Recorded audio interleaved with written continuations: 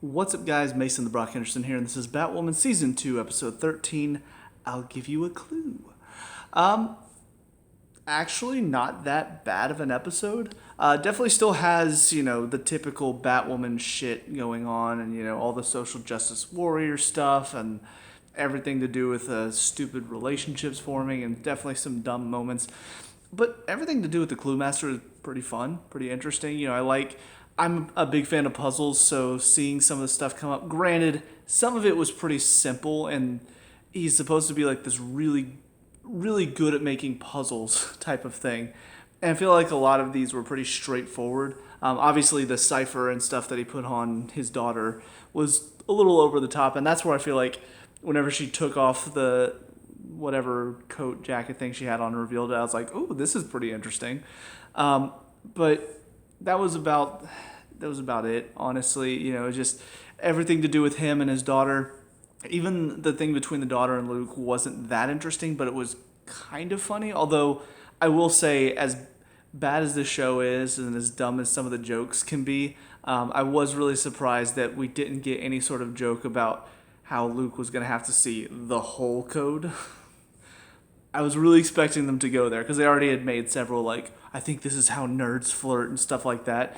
So I expected, okay, so Luke, are you going to write down this whole code?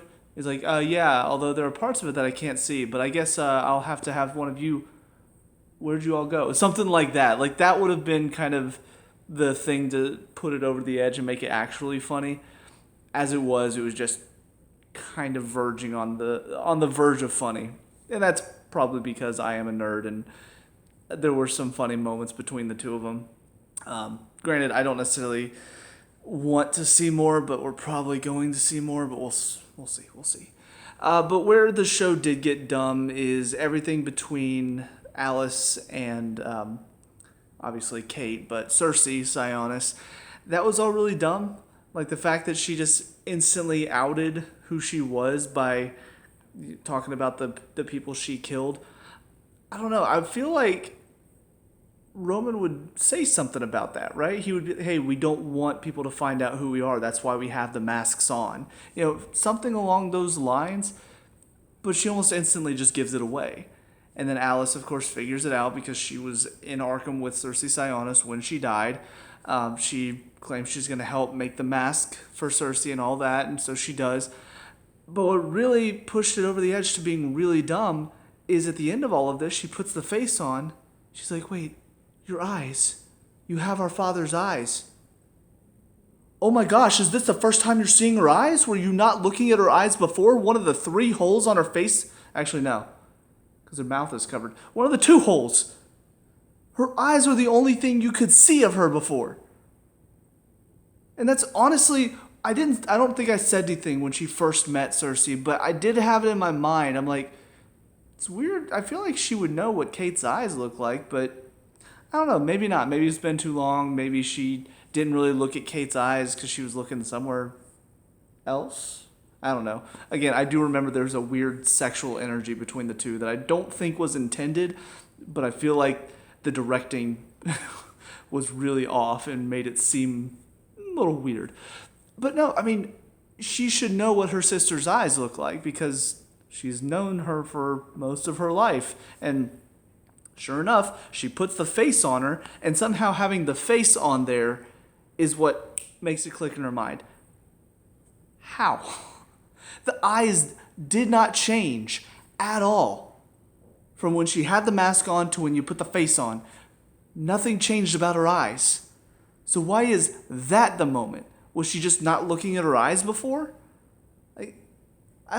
She seemed like she was looking at her eyes. So that was really dumb. And they wanted it to be this big reveal. Honestly, I feel like her taking the mask off and seeing the burned face. Now, granted, obviously it doesn't look like Kate anymore with her face so charred and everything. But maybe somehow she sees like the outline of it or something along those lines, and that's what puts 2 and 2 together. But to make it about the eyes, whenever her eyes were visible the entire time, is just bad writing, is what it is. Which, I mean, I'm used to on this show. The stuff with Sophie and Ryan in this episode, I'm kind of glad they put that story to bed because I didn't want it to be this whole, like, Sophie dropping all of these like, oh yeah, wonder if Batwoman can help us right now. Yeah, I bet she can't help us right now, Ryan. Can she? I was hoping they were going to put that to bed real quick, and thankfully they did. I will say, though, it was really frustrating that Sophie didn't just outright say, I know it's you. The way I erased your DNA in the system is I went directly to your profile and deleted your profile. You trust me now? Like, that would have been so easy. But instead, she's just like, I know you're Batwoman, Ryan. And then Ryan goes to his whole. No, that's crazy. You're crazy. Isn't that right, Mary? Isn't she just? It's insane. Isn't she insane? I'm like, you're on a clock right now. You're standing on a bomb that could go off any minute, and you're making these like, I don't know. It seems like it would have been really easy for Sophie to just tell her what she did for her, and that would have been enough for Ryan to trust her. Because if she's willing to get rid of her criminal profile that the Crows have to save her from being outed as Batwoman, I feel like that would have been enough to trust her. But instead, we got to go through this whole thing, which honestly, it is kind of funny to hear them making it sound like prejudice against, people in, like, the cops, people in that type of authority. Prejudice against them is also wrong. It's not all of them that are bad. This Sophie's a good, even though she's one of the Crows, she's a good person, so you can trust her. It's weird to hear them say that, because I thought prejudice against Crows was okay, because a few bad Crows spoils the whole bunch, right? Like, that's okay. But if you think that about minorities, well, you're just evil. So again, the hypocrisy sometimes cracks me up. But yeah, they had to go through that whole thing where Ryan doesn't trust Sophie because of her run-ins with her before she was Batwoman and all that. And yeah, Sophie definitely had a bit of a grudge against Ryan, and there are some things that Ryan did that probably put her off as well. So it was a bit on the both sides, but I'm glad that Sophie's like, yeah, we're good. I'm sorry for judging you harshly before. I should have been better than that, and that's perfectly fine.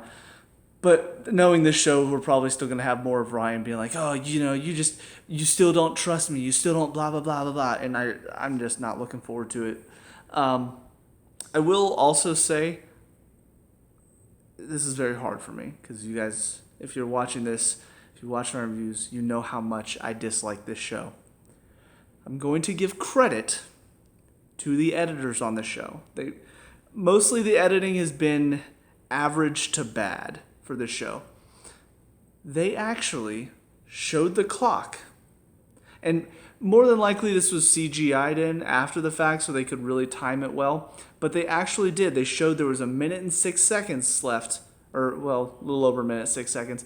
But they showed the clock as after, Mary and Ryan were shown on the pressure plate. They showed it, and then that amount of time later is when Ryan and Mary are swinging off the bomb and, narrowly escaping death.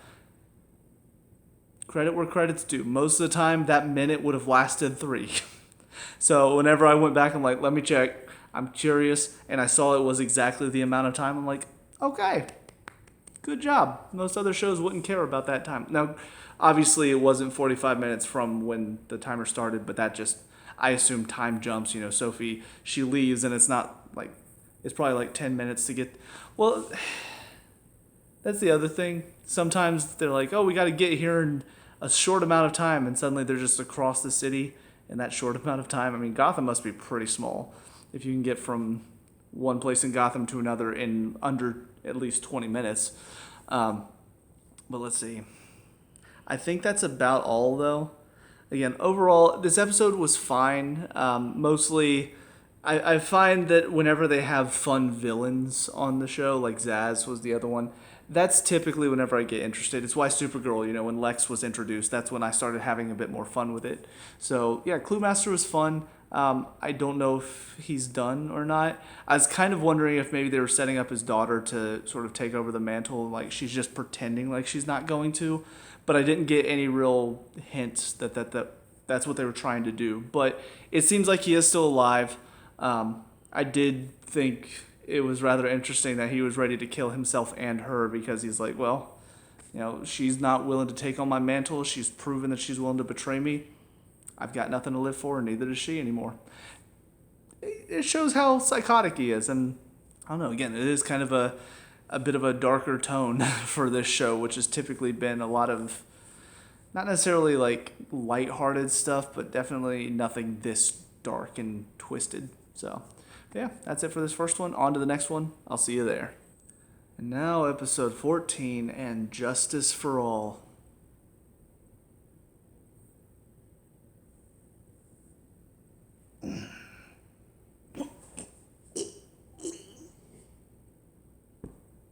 That's what I wish I could do, because my God, this whole episode was just awful. All three stories were so, first of all, obvious, predictable, stupid. So we'll save the worst one for last. Everything to do with Mary and Jacob. I didn't talk about him last episode, but yeah, he apparently OD'd or something, so they brought him in for the snake bite stuff, and this one was just mostly about Mary realizing why he did it in the first place, because he, for some reason, doesn't want to come clean to her because he's an idiot this season. The stuff with Alice and Ocean finding Dr. Rhyme, because Alice, of course, knows now Kate is alive, and she's trying to get her back and all of that. Oh, that's dumb, because they're trying to make Alice sympathetic, and she's not. She's a psychopath. She has been since season 1. We've had so many moments where they try to do like this possible redemption arc for her and then just keep basically flipping it. It's like, oh guys, she can be redeemed. Just kidding, she's crazy. Don't forget, she's crazy. Don't forget, she's crazy. And then this whole season has been like her being crazy, and then suddenly she's not crazy anymore. And these more emotional, dramatic moments when she's with Ocean and she's actually feeling bad for herself and sorry for herself and all of this stuff. Like, and what's funny, I mean, she, as an actress, she actually does the more toned down, normal acting well, but that's not Alice. At this point, I've gotten used to Alice just being very goofy, not really believable, crazy. So whenever she's not doing that, I'm like, well, she's acting better, but she's not the same character anymore. So, and then Ocean killing Dr. Rhyme so she can't get the password to free Kate. I'm like, what is it? What? Oh, no, don't you understand? I love you. That's why I don't want you to get Kate back. What? You're actually trying to make me care about this relationship? Oh, God. And then, of course, everything to do with, again, more social justice warrior. You know, cops are evil. That's basically the whole premise of this episode. Is just, hey, guys, guess what? Cops, evil. And guess what? They're never going to get better. So stop trying to change them. Just stop trusting them. We got to take away their power. Yeah, because that'll go well. Because that was the thing. Whenever Sophie stepped in, she's like, no, you don't understand. I became a crow because I had a chance to show that we can do better. I'm like, okay, taking a little bit of a more middle of the road, trying to change what the crows are about from the ants. I like that. By the end of it, she was acting commander. She gave Tavarov and his team a direct order to not use lethal force. They disobeyed it. And instead of reprimanding, punishing, getting rid of him, you know what? You're right. I can't do anything about that. They don't deserve you, Sophie. So basically, she's just done being a crow. She's just going to let the crows continue their reign of terror. So the whole trying to help, trying to affect change, trying to be better, that's just out the window, and you're just like, you know what, they're just evil. We can't do anything about it, so we're not gonna try to change them. We're just gonna take them down. Is that what you're trying to say? Because that's not a very hopeful message. Your whole message about the evils of the world, it certainly sounds like you're more stirring up these issues than you are trying to help change them. And that's where my issue with this episode is that, again, it's very similar to the whole Ryan and Angelique thing. If you're going to say a message, as long as the message is a good one, even if it's done very poorly like most of the messages in the show is. As long as it's a good message and it's a message of positivity and not spreading hate, as long as you're doing all of that, I'll be fine with it. I won't necessarily enjoy it because, again, most of the time it's a message that is so hammered in, so poorly written, and not entertaining to watch that, yeah, I'm going to sit here and go, oh my God, here we go again. But as long as it's a good message, I'll say, you know what, I don't like it, but at least it could be worse. They could be spreading a message, oh, I don't know, all cops are evil, all people in law enforcement are evil. Because that's certainly what this show seems to be spreading. Because even the one that was in law enforcement that they showed to be a good person, I thought they were trying to show, like, hey, not all of the crows are not to be trusted. Even she's like, you know what? Yeah, these crows, they can't be trusted. I'm out. That's what she didn't officially quit, but it certainly sounds like that's what she's leaning towards, just quitting the crows. And that's not a good message at all. And the thing is, again, she's acting commander. I don't know if she could necessarily fire Tavarov, but she gave him a direct order that he disobeyed, and his team disobeyed. I'm fairly certain that even if she can't fire him, I'm pretty sure she could do something about it. And even if she couldn't directly fire him, I'm sure if she talked to Jacob about it and said, hey, here's the issue, we were solving it with Batwoman, she found a way to stop it, and then these guys went in and just shot everybody up, including they shot at Batwoman. If she went in and told Jacob that, he would probably do something about it. If she voiced his concerns, or if she voiced her concerns to Jacob about what's going on with the crows, how they've turned violent.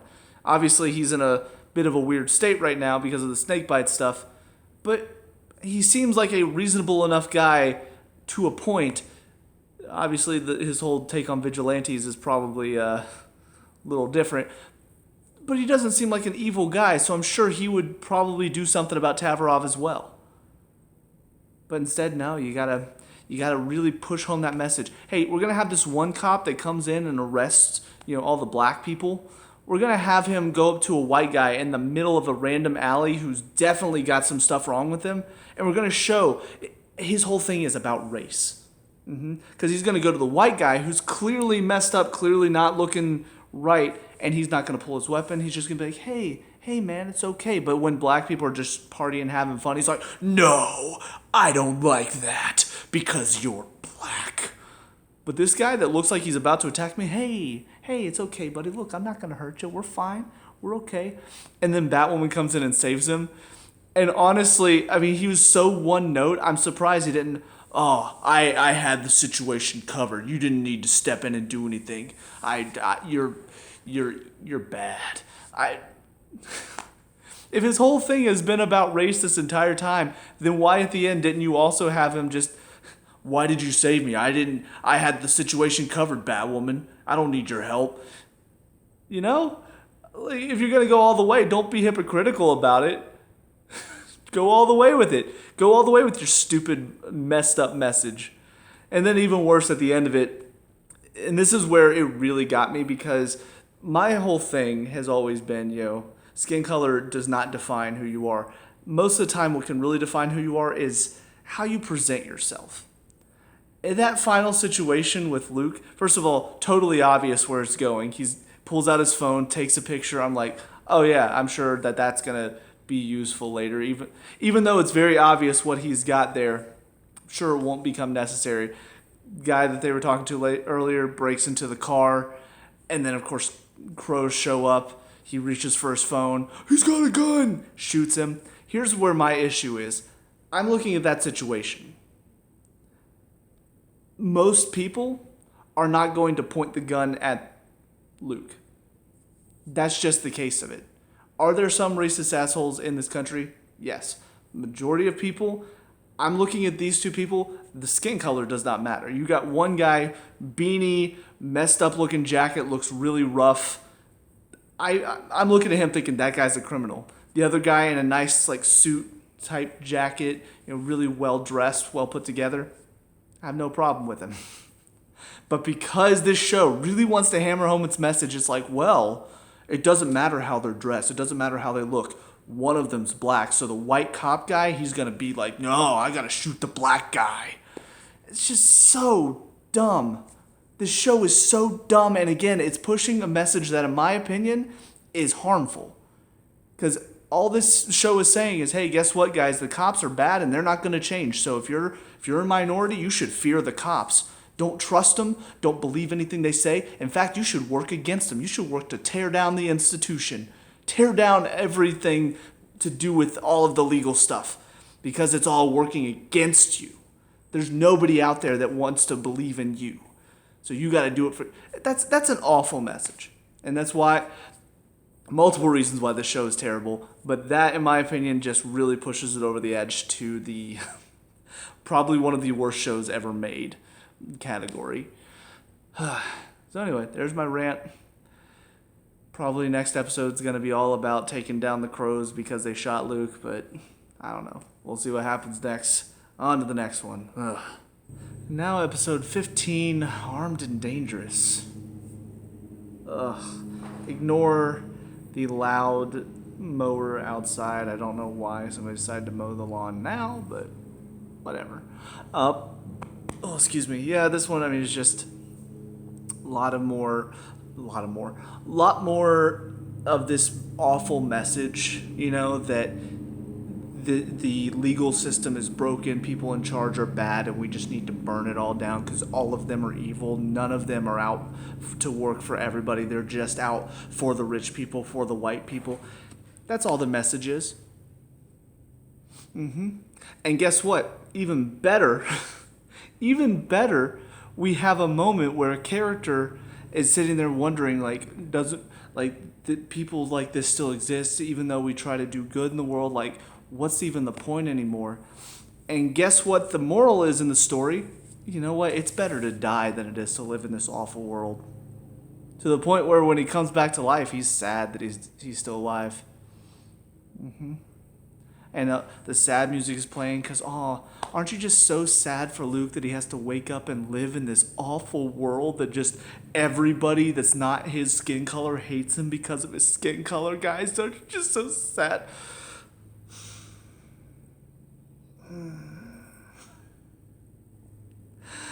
Yeah, that's the moral you want to teach everybody, isn't it? This world sucks. It's better to be dead. That just happened. That just happened.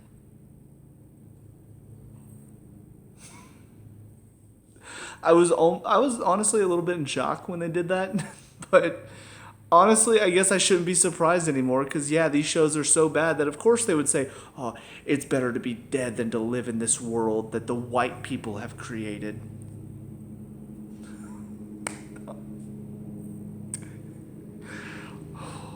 So I already went on my rant about that whole message, though, about burning down everything.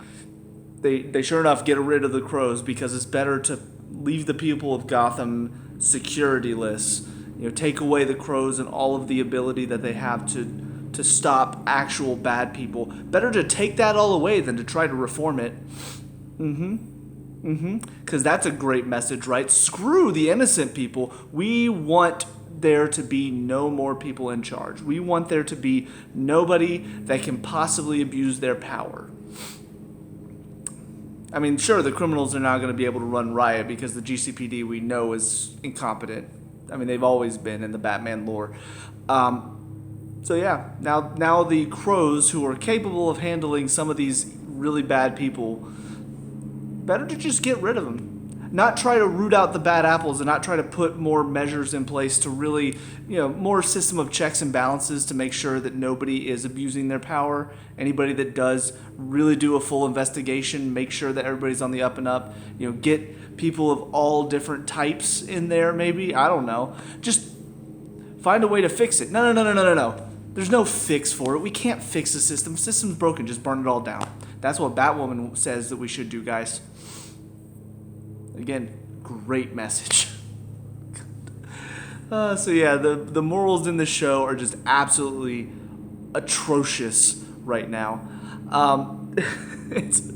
Because it's one of those things. There's the right and the left, right? I typically do lean more right. But the left, I disagree with some of it, but I understand points of view on the left. This show is not even on the left. Supergirl is on the left. They are pretty far on the left, but they're on the left, clearly, for sure. Batwoman is extremist to left. And that's where you get dangerous with your message. Just like any extremist on the right side. Either side that's extremist, that wants to go so far that they basically spread hate about the opposite side, that is wrong. It doesn't matter which side you're on, you're spreading hate about the opposite side, that is wrong. And that's what this show is doing. They are clearly showing the cops, the crows, anybody in that position of authority, all of the white man, bad, evil, needs to be put in its place. That's hate. That is hatred. Whoever, I don't even know who writes for this show. I don't know who's involved in producing this show. They have some serious issues though.